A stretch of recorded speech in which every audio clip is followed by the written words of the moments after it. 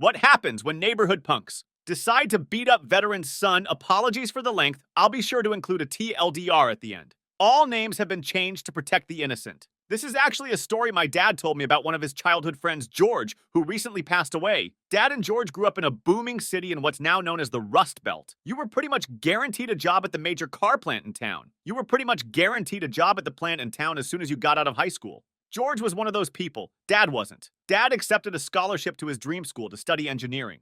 During the weekends and holidays, he'd come home and hang out with his buddies, including George. One afternoon, Dad gets a phone call from Grandma. George had been jumped after work and had the metaphorical tar beaten out of him. For a while, it looked like he wasn't going to make it. By some miracle, George pulled through but was in such bad shape that he had to retire early and go on disability. While on one of his visits home, George's dad, Walter, pulls Dad aside and asks him if he knows a guy named Flynn. Dad had heard the name was one of the local troublemakers.